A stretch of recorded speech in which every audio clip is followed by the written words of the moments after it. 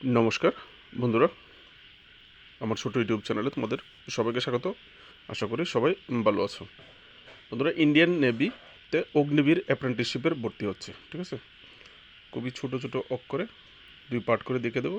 প্রথমে হেডিংটা দেখিয়ে দিই। এ হচ্ছে ইন্ডিয়ান নেভি, আর এখানে হচ্ছে অগ্নিবীর অ্যাপ্রেন্টিসশিপ। স্ট্রিম কী কী বলবো। এখানে দুটো বেস নেওয়া হবে। একটা হচ্ছে 01/2027 আর একটা হচ্ছে 02/2027। দুইটা বেস হবে।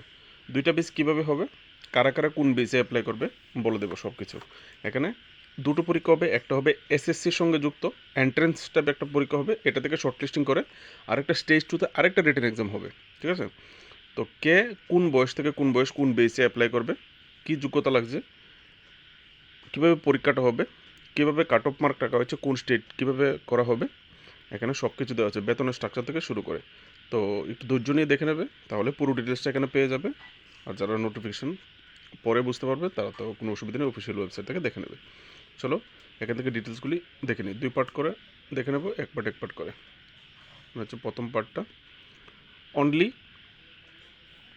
আনমেরিড মেল ক্যান্ডিডেট, মানে অবিবাহিত পুরুষ ক্যান্ডিডেট শুধু অ্যাপ্লাই করতে পারবে। এখানে মহিলাদের জন্য কোনো পোস্ট রাখা হয়নি অ্যাপ্রেন্টিসশিপে, ঠিক আছে।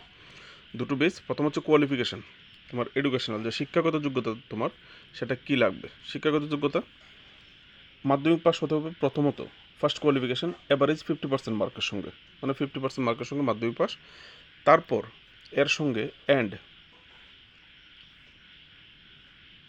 এই হচ্ছে and complete 3 year diploma course, মানে 3 বছরের ডিপ্লোমা চাওয়া হয়েছে, সেটাও 50% মার্কের সঙ্গে। ডিপ্লোমাতেও 50% মার্ক থাকতে হবে। তো ডিপ্লোমার সাবজেক্টগুলি কী কী, ইঞ্জিনিয়ারিং স্ট্রিম আছে এখানে দেখো, ইঞ্জিনিয়ারিং স্ট্রিম কিছু দেওয়া আছে। এই স্ট্রিমগুলির মধ্যে যে কোনো একটাতে হলেই হবে। আবার ইলেকট্রিক্যাল আছে, ইলেকট্রিক্যালের মধ্যে ইলেকট্রনিক্সের কী কী স্ট্রিম আছে এখান থেকে দেখে নেবে, ঠিক আছে। তো এই বিষয়গুলিতে ডিপ্লোমা থাকলে তোমরা অ্যাপ্লাই করতে পারবে, মাধ্যমিক প্লাস আর ডিপ্লোমা 50% মার্কের সঙ্গে। এজ ক্রাইটেরিয়া এখানেই তোমাদের কে কোন বেচে অ্যাপ্লাই করবে বয়স দিয়ে ভাগ করা হয়েছে। যাদের জন্ম 1 ডিসেম্বর 2004 থেকে 31 মে 2009 মধ্যে জন্ম, তোমরা বেচ 1, ঠিক আছে, অগ্নিবীর অ্যাপ্রেন্টিস 01/2027 এই বেচে তোমাদের জন্য বয়স সীমা, ঠিক আছে। আর যাদের বয়স 1 মে 2005 থেকে 31 অক্টোবর 2029 ভিতরে, তাদের বেচ 2তে ফেলা হবে, ঠিক আছে।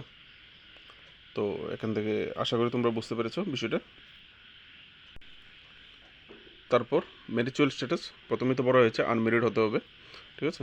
টার্ম অ্যান্ড কন্ডিশনে বলা হয়েছে তোমাকে রিক্রুটমেন্টে কীভাবে করা হবে। তোমার যে রিক্রুটমেন্ট হবে, term and duration of service, তোমার সার্ভিসের ডিউরেশন হচ্ছে অগ্নিবীর যে স্কিমটা 4 বছরের স্কিম, ঠিক আছে। আমরা জানি 4 বছরের স্কিম, এই যে পিরিয়ড অফ 4 ইয়ার, মানে 4 বছরের জন্য তোমাকে নিযুক্ত করা হবে। ইন্ডিয়ান নেভির যে সবচেয়ে মিনিমাম যে নিচের পদ আছে, যেটাকে আমরা কী বলি, কনস্টেবল, এরকম র্যাঙ্ক, ঠিক আছে। বা নেভির যে র্যাঙ্ক, কনস্টেবল র্যাঙ্ক যেটা আছে, নিচের যে র্যাঙ্ক আছে মিনিমাম, সেই র্যাঙ্কে তুমি চাকরি করবে, ঠিক আছে। এটা হচ্ছে প্রথম। আর যেহেতু অ্যাপ্রেন্টিসশিপ বলা হয়েছে, অ্যাপ্রেন্টিসশিপ মানেই একটা ট্রেনিং, ঠিক আছে। তো তোমার যে স্ট্রিমগুলিতে তোমার চাওয়া হয়েছে, যে ট্রেডগুলিতে ডিপ্লোমা চাওয়া হয়েছে, ওই ট্রেডগুলিতে কিন্তু তোমাকে ডিউটির সঙ্গে সঙ্গে ট্রেনডও করা হবে, ঠিক আছে। তো ট্রেন করে তোমার যদি ইন্ডিয়ান নেভির রিকোয়ারমেন্ট থাকে, প্রয়োজন থাকে, তোমার অ্যাপ্রেন্টিসশিপ ট্রেনিংয়ের কোর্স ভালো থাকে, তাহলে হয়তোবা ভবিষ্যতে তোমাকে ইন্ডিয়ান নেভিতে পার্মানেন্টলি কমিশন করতে পারে। আর যদি নাও করে, এখান থেকে একটা কলাম দেওয়া হচ্ছে, Indian navy is not obliged to retain the Agniveer beyond the engagement period of 4 year। যদি 4 বছর কমপ্লিট হওয়ার পরে ইন্ডিয়ান নেভি বাধ্য নয় তোমাকে ইন্ডিয়ান নেভিতে রাখতে, ঠিক আছে। যদি প্রয়োজন মনে করে রাখবে, না হলে রাখবে না, তুমি কিছু বলতে পারবে না, এটাই বলা হয়েছে। এখানে তোমার ছুটি ছাটার ব্যাপারে বলা হয়েছে, বছরে 30 দিনের ছুটি দেওয়া হবে। সিক হলে, মানে অসুস্থ হলে কী কী লিভ দেওয়া হবে সেটা বলা হয়েছে। পে অ্যালাউন্সেস এখানে কী কী দেওয়া হবে এগুলি বলেছে। বেতনের যে স্ট্রাকচারটা, প্রথম বছর 30,000, দ্বিতীয় বছর 33,000, তৃতীয় বছর 36,500, চতুর্থ বছর 40,000। তোমার হাতে দেবে কোন বছর কত টাকা, আর কত টাকা তোমার জন্য ফান্ডে কেটে রেখে দেবে, ঠিক আছে। আর এটা হচ্ছে ক্যাজুয়ালি যে ফান্ডটা গভর্নমেন্ট অফ ইন্ডিয়ার তরফ, এই টাকাটা দেওয়া হবে গভর্নমেন্ট অফ ইন্ডিয়ার পক্ষ থেকে, আর এটা রাখা হবে তোমার বেতন থেকে কেটে, ঠিক আছে। তো টোটাল যেটা প্লাস হবে সেটাকে প্লাস করে তোমাকে 4 বছর পর দিয়ে দেওয়া হবে, ঠিক আছে, সুদে আসলে মিলিয়ে। আর যদি এর মধ্যে তোমার কোনো ডেথ রিস্ক হয়, কোনো রকম লাইফ ইন্স্যুরেন্স যেটা কভার করবে সেটা এখানে তোমাদের জন্য দেওয়া হয়েছে, ঠিক আছে। ডিজেবল হয়ে গেলে, যদি ডিজেবল হয়ে যাও তাহলে কত টাকা দেবে, কীভাবে, এগুলি তোমরা দেখে নিতে পারবে, ঠিক আছে, পরে। তো নেক্সট পেজে চলে যাই। এই পেজে এরকম বিশেষ কিছু আর রাখিনি। নেক্সট পেজটাতে ডিটেলস দেওয়া আছে অনেক কিছু, ঠিক আছে। এখানে সিলেকশন প্রসেস সবচেয়ে ইম্পর্টেন্ট, ফলো করতে হবে বিষয়টা, ঠিক আছে। এখানে সিলেকশন প্রসেসটা একটু ট্রাপ আছে, ক্রিটিক্যাল। তো এখানে সিলেকশন প্রসেসে প্রথম স্টেজ 1, এখানে দেখো স্টেজ 1 লেখা আছে, ঠিক আছে। স্টেজ 1-এ কী হবে, INET মানে ইন্ডিয়ান নেভি এন্ট্রান্স টেস্ট হবে। ইন্ডিয়ান নেভি এন্ট্রান্স টেস্ট 2/26 একটা টেস্ট নিয়ে হবে, exam exam will be conducted in August 2026, মানে এই 2026-এর আগস্ট মাসেই একটা পরীক্ষা নেওয়া হবে with SSC as exam partner. মানে এই যে এন্ট্রান্স পরীক্ষাটা নেওয়া হবে নেভির, এখানে SSC সাহায্য করবে, ঠিক আছে, এক্সাম পার্টনার হিসেবে কাজ করবে নেভিতে। যে এন্ট্রান্স যে টেস্ট হবে SSCর পক্ষ থেকে নেওয়া হবে। তো based on the mark obtain in the stage 1, মানে প্রথম স্টেজে তুমি যে মার্ক পাবে তার উপর ভিত্তি করে তোমাকে শর্ট লিস্টিং করা হবে স্টেজ 2-র জন্য, ঠিক আছে। স্টেজ 2-র জন্য অগ্নিবীর অ্যাপ্রেন্টিসশিপ স্টেজ 2-র জন্য তোমাকে নেওয়া হবে। দুটোটা পরীক্ষায় দুটোটা বেসের জন্য, base number 1 and base number 2, দুটোটা বেসের জন্যই সেপারেটলি নেওয়া হবে, ঠিক আছে, আলাদা আলাদা করে নেওয়া হবে। তো এখানে ডেটস দেওয়া আছে। এবার হচ্ছে গুরুত্বপূর্ণ ডেটসগুলি ফলো করতে হবে ভালো করে। প্রথম স্টেজ 1-এ এন্ট্রান্স টেস্ট যেটা হবে, এখানে এন্ট্রান্স টেস্ট তোমাকে অ্যাপ্লাই করতে হবে, আবেদন, এই যে আবেদনটা অ্যাপ্লাই করতে হবে 5 জুন থেকে 29 জুনের মধ্যে আবেদন করতে হবে। কারেকশান উইন্ডো যদি ভুল হয়ে যায় তাহলে 6 জুলাই 2026 কারেকশান করতে পারবে। তারপর হচ্ছে স্টেজ 1 যে এন্ট্রান্স টেস্ট সেটা হবে আগস্টের 2026, শুরুতে বলা হয়েছিল, এখানে বলা হয়েছে, এখানে দিয়েছে, ঠিক আছে। আর রেজাল্ট ডিক্লেয়ার স্টেজ মানে এন্ট্রান্সের রেজাল্ট দিয়ে দেওয়া হবে আগস্ট মাসের লাস্টের দিকে, না তো বা সেপ্টেম্বর মাসের প্রথম সপ্তাহেই রেজাল্ট দিয়ে দেওয়া হবে, ঠিক আছে। রেজাল্টের ডেটও বলেছে। তো এখানে যে রেজাল্ট হবে রেজাল্টের উপর ভিত্তি করে নেওয়া হবে স্টেজ 2। স্টেজ 2-তেও একটা পরীক্ষা হবে। স্টেজ 2-তে আসছি আমি, হ্যাঁ। এখানে ফিজিক্যাল টেস্ট হবে, তারপর রিটেন টেস্টও হবে, মেডিকেল টেস্ট হবে, দেওয়া আছে। তো স্টেজ 2 শর্ট লিস্টিং, এখানে কিন্তু 2 ভাগ আছে। যারা এই বেচে 1/01/2027 বেচের জন্য এই ডেটসগুলো, সেপ্টেম্বর মাসে কল লেটার হবে, অক্টোবর মাসে এক্সাম হবে, ডিসেম্বর মাসে রেজাল্ট দিয়ে দেওয়া হবে, ঠিক আছে। মানে ইন্ডেক্ট করা হবে, একদম যুক্ত করে ফেলা হবে, ঠিক আছে, ডিসেম্বরের 26 তারিখ প্রথম বেচটা, ঠিক আছে। তারপর হচ্ছে যেটা দ্বিতীয় বেচ 0/2027 আরেকটা বেচ আছে। এই বেচটাকে ফেব্রুয়ারির 2027-এর ফেব্রুয়ারিতে কল লেটার দিয়ে দেওয়া হবে। তারপর স্টেপ 4 অগ্নিবীর যে অ্যাপ্রেন্টিস, কল লেটার পরে এখানে পরীক্ষা, মানে স্টেজ 2-র জন্য মার্চে হয়েও যাবে স্টেজ 2। তারপর তোমাকে ইন্ডাক্ট করে দেওয়া হবে মে মাসের, মানে 2027-এর মে মাসে। আশা করি ডেটগুলি বুঝতে পেরেছো, কখন কখন কী হবে সময়টা তোমরা বুঝে নিয়েছো। এখানে দেখো স্টেজ যে পরীক্ষাটা নেওয়া হবে স্টেজ 1 ইন্ডিয়ান নেভি এন্ট্রান্স, যেটা SSC পার্টনার হিসেবে থাকবে। তো এখানে separate exam will be conducted for electrical and engineering entrance. তো এখানে কিন্তু আলাদা আলাদা হবে এক্সাম। যারা ইলেকট্রিক্যাল স্ট্রিমের জন্য ইলেকট্রিক্যাল এক্সাম পেপার, আর ইঞ্জিনিয়ারিং স্ট্রিমে যারা পড়াশোনা হবে তোমাদের জন্য আলাদা এক্সাম পেপার, ঠিক আছে। তো যারা কোয়ালিফিকেশান বলবে সেই হিসেবে তোমাদের জন্য কোশ্চেন সেট হবে। তো এখানে 100 কোশ্চেন আসবে, 1 মার্ক করে প্রত্যেকটা, ঠিক আছে। আর হিন্দি এবং ইংলিশে সেট করা হবে কোশ্চেন, ঠিক আছে। বাংলা এখানে কোনো চান্সেস নেই।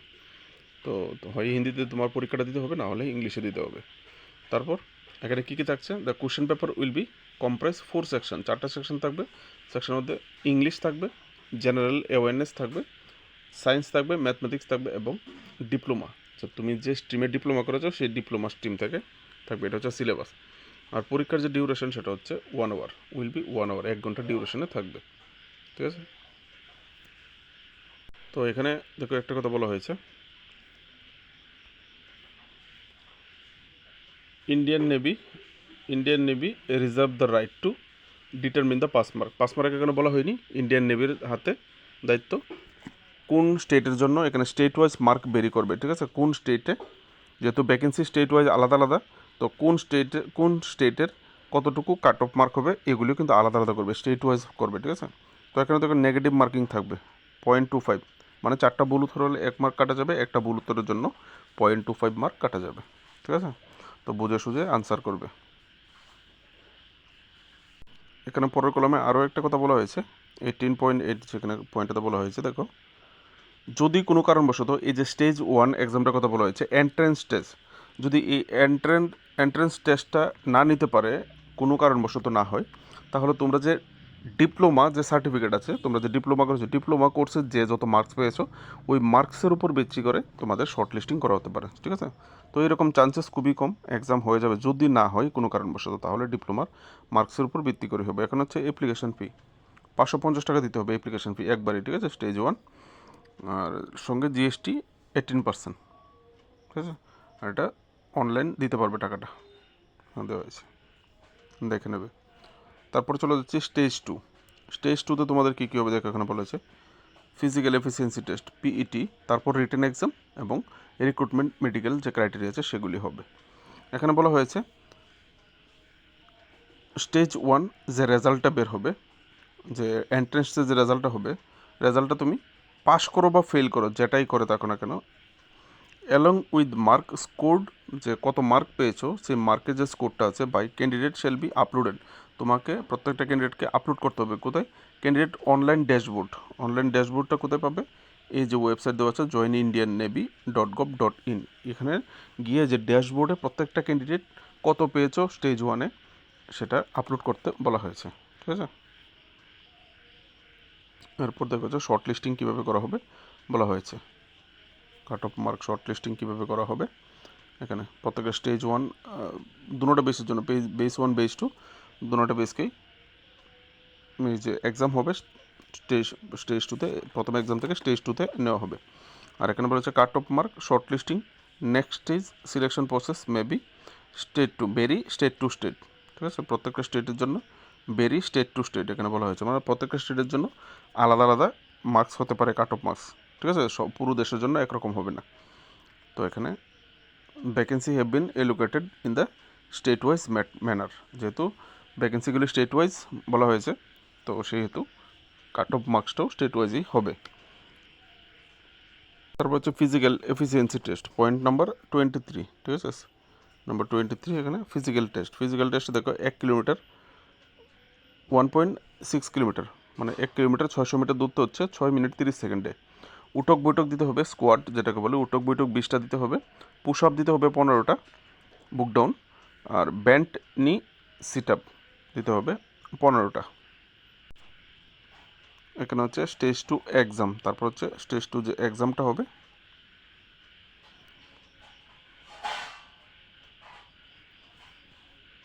রিটেন এক্সাম 100 মার্কের, 1 মার্ক করে প্রত্যেকটা কোশ্চেন। এখানেও ইংলিশ হিন্দি যে কোনো একটা তুমি চুজ করতে পারো।